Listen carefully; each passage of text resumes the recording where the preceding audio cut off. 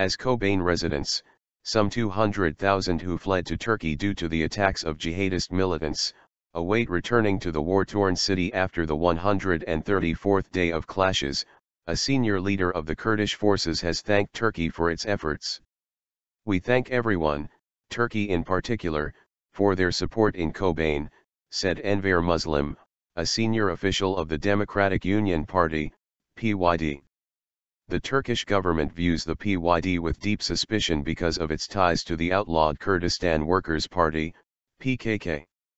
"Everyone has a share in this success," Muslim said, adding that they would start working on the return of the residents soon.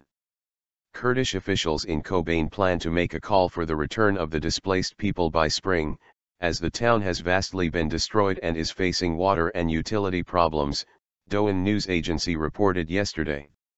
The ferocious battle for the Syrian border town has wrought massive destruction, according to journalists who arrived in the town, starting from January 27.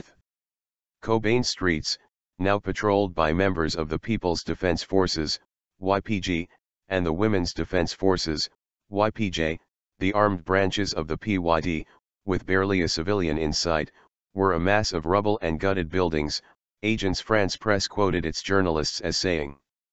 Celebrations in Turkey. Kurdish fighters armed with Kalashnikov assault rifles greeted the journalists with a hail of celebratory gunshots into the air and made the V for victory sign. There were celebrations marked by gunfire in many Turkish cities with high Kurdish populations late on January 27 as well. In one Kobane street, a mortar shell lay on the pockmarked asphalt, AFP reported. In another, a bright yellow car was left abandoned in the rubble, riddled with bullet holes, as a couple of men walked by to inspect the damage. The seniors of the Kobane canton there have said they plan to build an opera museum in a particular part of the town, as they want to build a new town on the Mistaner Hill, Doğan News Agency reported January 28. Damaged cars and buildings will remain untouched, they said.